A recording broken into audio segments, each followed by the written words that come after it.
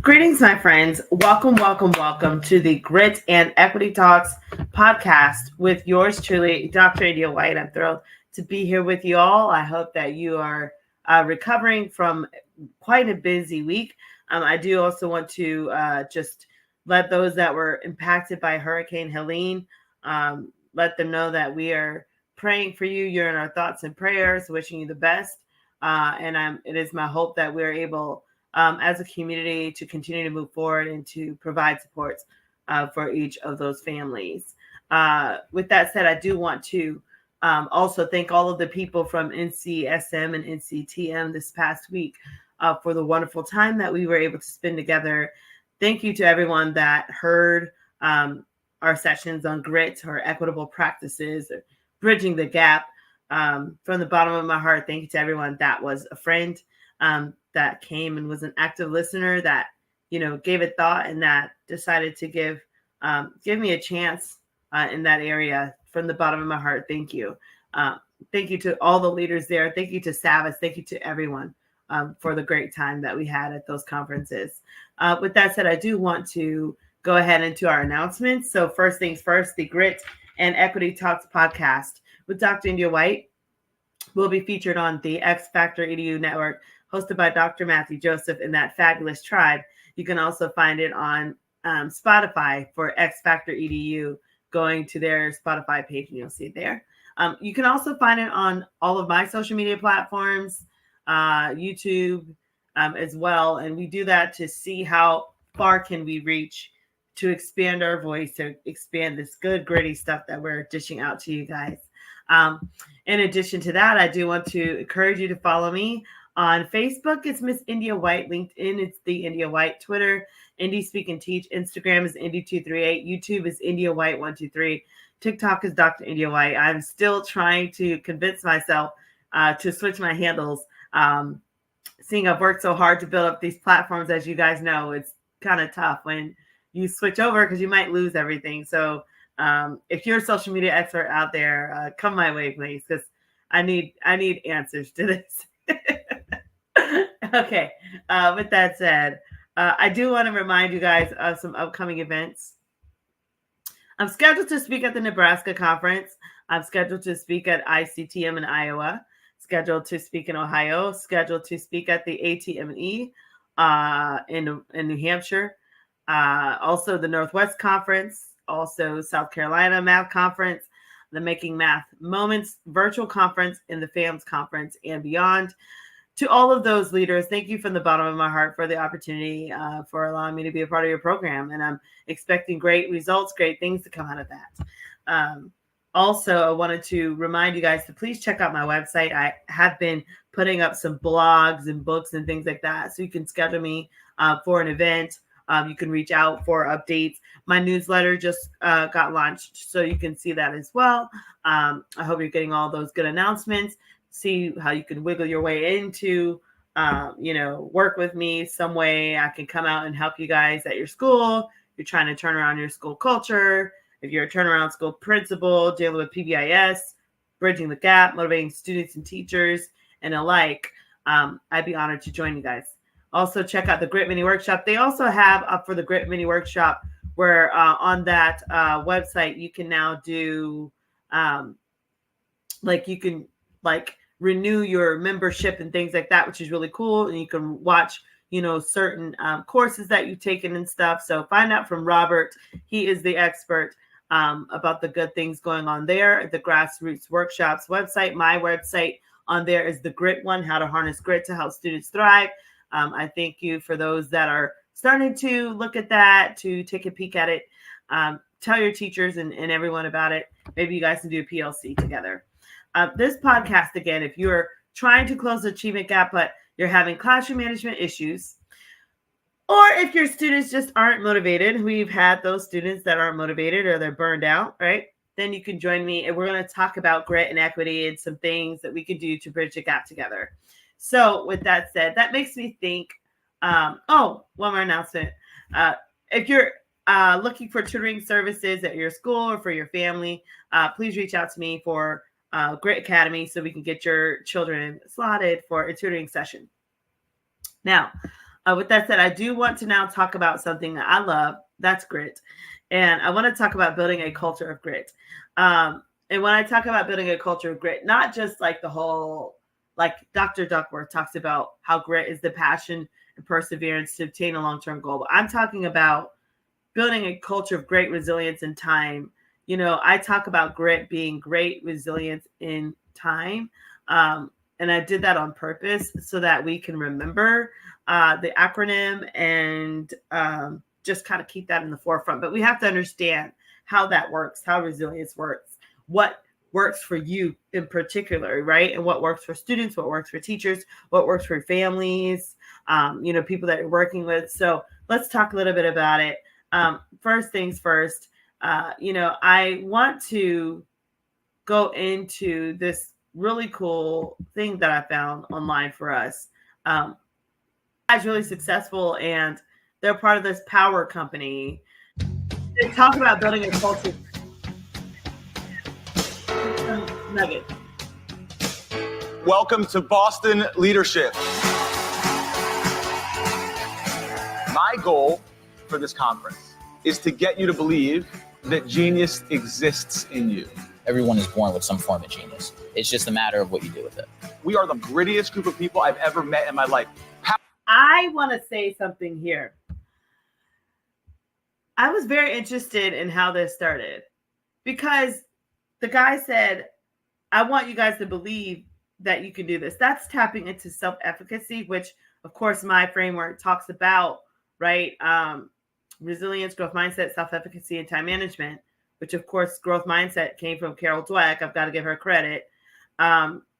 But I thought it was very interesting that he's like, I want you to believe, like, and this guy says every one of us has to believe that we have the genius in us. Like, that self-efficacy piece is so key to grit, along with having a growth mindset, which a growth mindset is how you first begin thinking positively about your ability, right? So I thought that was very interesting. Now let's keep watching these power guys. Creates that in people. Grit grows. When you surround yourself with an environment where everyone's pushing themselves harder and harder every single day, you start raising your standards. The culture. I like that. Did you hear what he said? He said that you are in an environment where everyone pushes themselves higher and harder every day. And then you have to raise your standards. But I also want to say this about grit. A healthy form of grit is one where you understand how to balance grit. And I've been talking to, my inner circle about balancing grit, right? Because we all want to save the world, but I think we have to be content with just fulfilling our purpose. But, when you're talking about balancing grit, working so hard, but it should not be to where you're competing against every wind and wave, everyone that's out there, and you're stretching yourself so thin that you burn out and then you're no good for anyone. I still remember the days I would call in work and I thought I'd be able to go into work at times. And I would work so hard, wake up at 4 a.m., wouldn't go to bed till 11:30 p.m., all work related. And like clockwork on Thursdays, I could not get out of bed. My body was just done. Like, it was stressed out.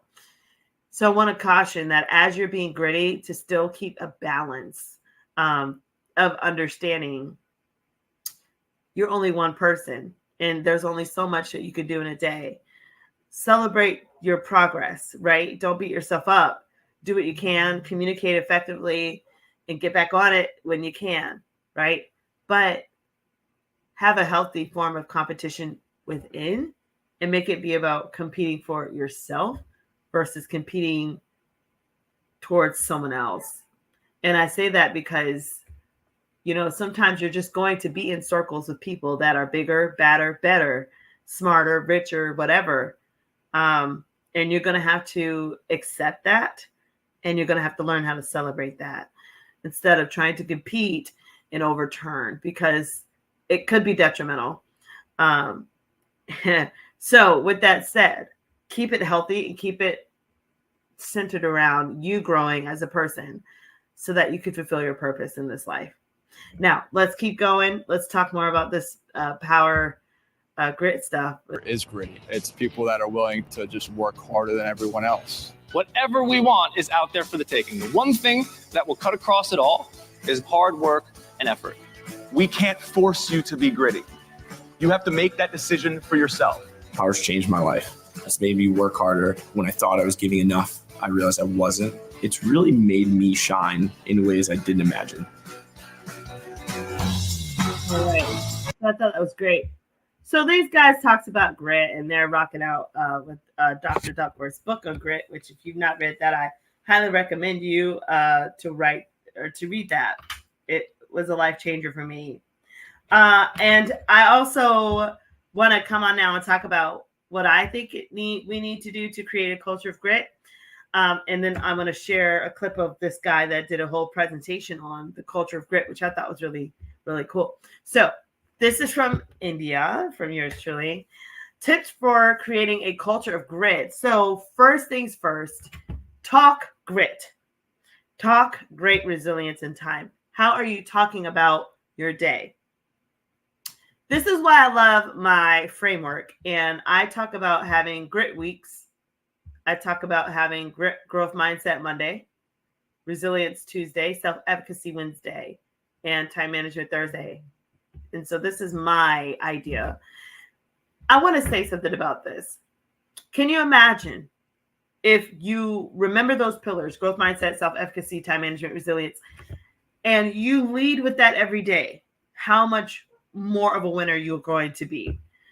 Because this is such a positive train of thought. It's a positive way of life. You don't have time for the negative stuff. Like if you are sincerely doing this right, the language of grit, the culture of grit will overtake you. You'll wake up positive. You'll think positively. You'll be grateful for the day. And it's tough out there. It's tough out there. Sometimes you're going through things where it's like, it's hard to see the end of the tunnel, right? But I want to encourage you to keep that growth mindset anyway. And then choose to be resilient. Choose to be resilient. You could be, whether it's working out, walking for the beach, whatever you're doing. Sometimes you just have to choose and say, I'm going to do this. I was watching Mel Robbins, and a little clip of her came up, and she was talking about how she was up at 5 a.m., 5 something, walking to the gym. She said she didn't want to do that, but she had spoke to someone, one of the leaders, I think it was like a psychologist who mentioned how when you have that walk, just a 10-minute walk, 10 minutes, guys, a 10-minute walk, how that makes the world of a difference in the morning because you get your brain going and it feeds them all those endorphins and all the good stuff that we need to start the day. It helps you. And she chose to be gritty, She didn't have to. She could have laid in bed till 7:30, but she decided to get up, and she was like walking already at 5:45 a.m. Very gritty. And that's what we need. Sometimes we have to push ourselves to do that. And thank you to my friends out there, my inner circle. You know who you are, that motivate me to stay gritty and to work out and to make good choices in my life. So with that said, I think that was really interesting about that.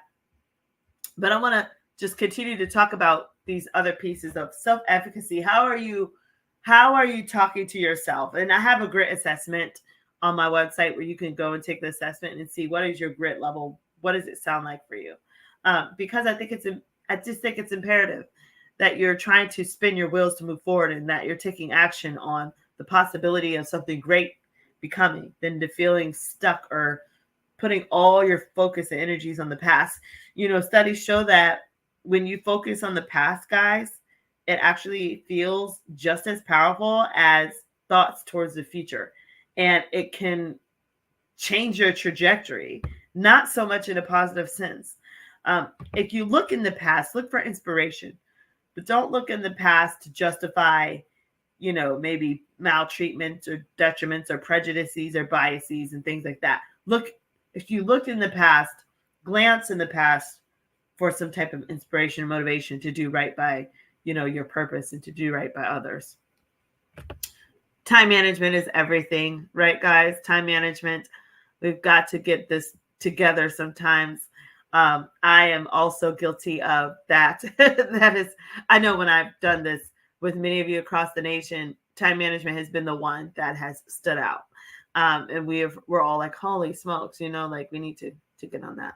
So I want to encourage you with this to continue to talk grit when you're talking to people. Yeah, I'm working on becoming more resilient, or my self-efficacy.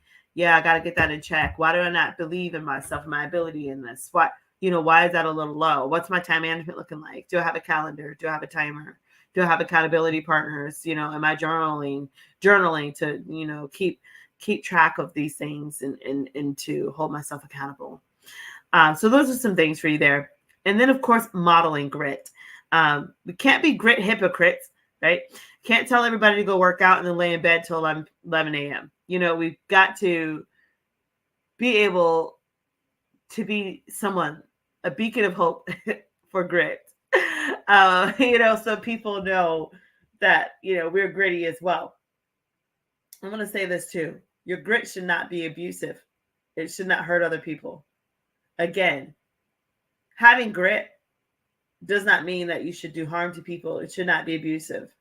You shouldn't be doing harm to other people, whether that's bullying, manipulating, harassing. Like, how like you're in the airport or you're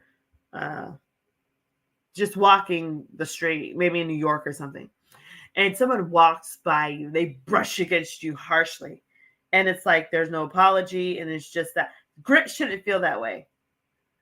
So whenever you're accomplishing things, it shouldn't feel like you have to take from anyone. Listen to this. Grit should not feel like you have to take from others to be successful. Whether that's money, ideas, opportunities, relationships, grit should not feel like you should have to take from someone else to be successful. I just feel like all of us are in this universe. We all must coexist. And because we have been placed here, then there should be more than enough opportunity for all of us to get ahead and to be gritty and to, thrive in our purpose and to have enough for what it is that we're doing. So again, grit should not feel like you have to take from others to be successful. So when you're modeling grit, you should be an uplifter. Who are you uplifting? Who are you helping? Right? And then, of course, being an active listener to gritty leaders, to your teachers, your students, your community leaders. How are you actively listening to make a difference, to cultivate a culture of grit, whether it's in your organization or for your school building or your district? How are you doing this? And then, of course, celebrate grit. So if you see somebody has been gritty, don't let that slide. I think that's so horrible that people do so much and they don't get recognition or honor or anything. It's horrible. That's so abusive.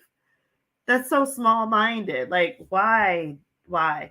I think the only time people don't really get that honor and recognition is like during like boot camp in the military or something. And of course it's to break them down to then build them up. I understand that concept, but if somebody's doing the work and putting in the work, what does it hurt for us to give them a shout out and to celebrate, right? It doesn't hurt. I think we need more celebration. I think it's like a word for me this year, celebration. So, all right. And then repeat this process. So talk grit, talk about great resilience in time, put it around your classroom, your posters, put it around your doors in your business. Model grit, actively listen to your gritty leaders for, updates, and then celebrate that grit and then keep moving forward. Okay. So those are some tips that I have for you guys about grit. And now I want to show this clip about this guy that, did a presentation on the culture of grit. And he was, cooking up a bunch of stuff here. I think he's in the medical field. So let's look and see what he had to say about it. And let's take some notes here. So this is the CARE conference. Actually, I'm very excited to talk about culture and grit because I've worked in a lot of places, and I'll tell you about my path in a minute, and every culture is different, and this session's really about change. You know, when I got my offer letter in Hard, it said James Wheeler, aka the change agent, and it was a very planned change to try and just move a culture and get back to some community-based programming and so that was really interesting for me that I was actually called out on being that. But what I realized over time is that I was kind of a cultural chameleon, as I call it. So he's talking about his experience here. Very interesting. I'm going to see if he's going to jump into the culture. And when you work in enough places, when I tell you all the places I work, you're going to be like, how do you still have a job? And then we're going to laugh and I'm going to move on. But really, culture is an interesting thing. So culture has many meanings when you look it up in the dictionary. One, of course, is customary beliefs, social forms, and material traits of a racial, religious, or social group. And that's kind of what happens at work. So culture is all around us, and there's many definitions, set of shared attitudes, values, goals, and practices, again, that characterize an institution or organization. This is your culture, the culture within your agency, and also the culture within your community. I don't just want to talk about agencies. I want to talk about communities. As I look at all the amazing sessions, the inclusion and equity in session, I think that Dodson and Consumness, someone else from Consumness is doing today. As I look at Brandon Taylor and Heather Billhauer's work. So he's going in about culture and the different definitions. Let's fast forward him a little bit. So they're all the same, and I love doing that. That's my little trait, and I pass it on from generation to generation for years in the recreation field, but we do pass stuff. An enlightenment of taste or intelligence. Oh, he's such a cultured person, right? That wouldn't be me, but there are cultured people on the video, Dr. Chamberlain. And then for me, the last one, of course, is the act or process of cultivating living material in a prepared nutrient medium. That would be a petri dish. And this is where I fall back on my life science experience in Chico in Holt Hall, the biology hall, and because I know there's a wildcat or two in the room. And basically for me, when I talk about culture, I really think when I read the last definition, the aha light went on, I went, holy smokes. So you could take in your final test in bacteriology, there's a petri dish and it has a white streak across it. And you work backwards testing to see, is it gram positive, negative? And you go through all these tests to discern what kind of bacteria that is.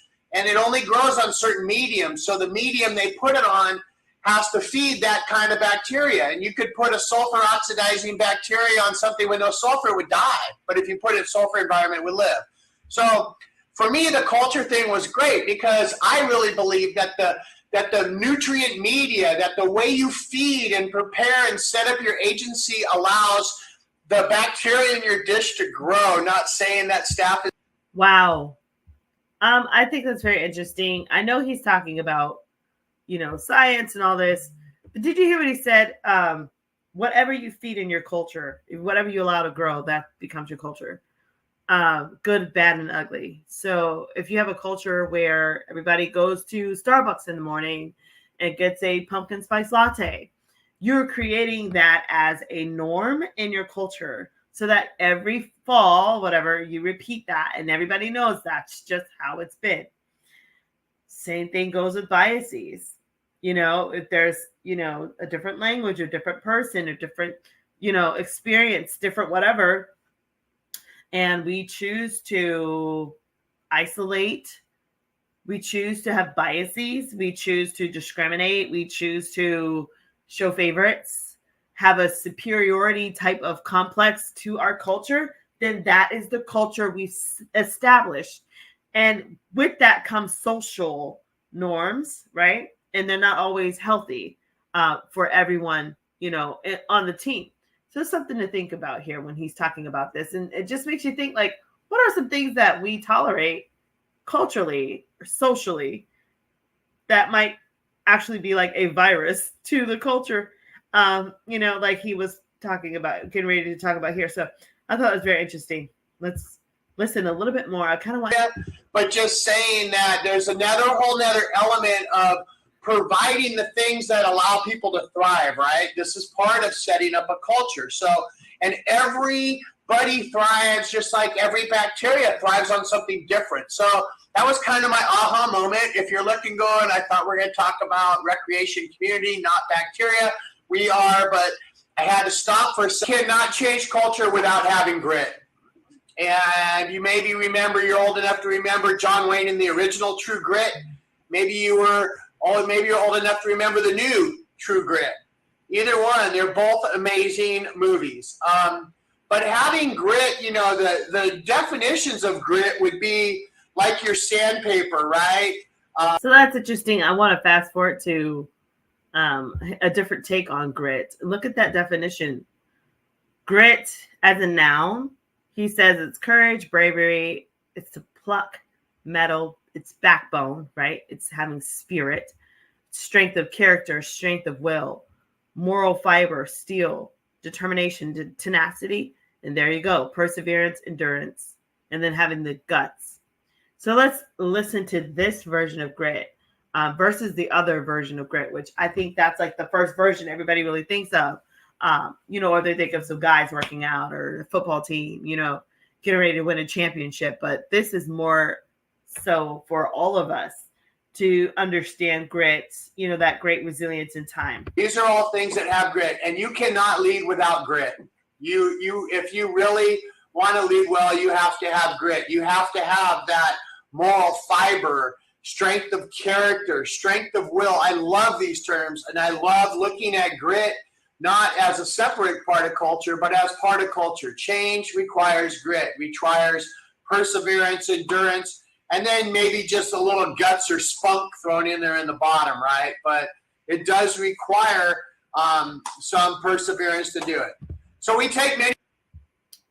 All right, so that's a really neat episode there. If you're wanting to know, that was called Culture and Grit. His name is Jim. I think it was, let me go to it really quick. Jim Wheeler with an H. So Culture and Grit, Jim Wheeler with an H. I'm giving them credit. I don't want any copyright issues. And he was just talking about creating that culture of grit. And I like how he said, Jim said, you need grit in order to lead, to do it right. So with that said, I want to encourage all of us to continue to do what we can to cultivate grit in our schools. And maybe one of you watching, you have to take the lead at your school or in your organization to change the culture. Many turnaround principals, instructional coaches have a lot of zeal and grit, and that's why they're very effective and successful, because they are willing to take on that responsibility to be an agent of change. And they have a sense of urgency about getting the job done and doing it right. So with that said, I hope that this episode here was able to help you guys a little bit with understanding grit. I do want to respect your time. So with that said, I'm going to start wrapping this up. Thank you for joining me on the Grit and Equity Talks podcast. Again, you can find this podcast. You can find this podcast episode on the X Factor EDU network with Dr. Matthew Joseph and the Tribe. Please check it out. It will be on his Spotify. You can also see it on all of the main social media platforms. I also wanted to remind you guys of upcoming events. I plan on seeing you guys at all of these. And I'm looking forward to working with you throughout the year. Thank you to everyone for the opportunities. And also check out the Grit Mini Workshop when you get a chance.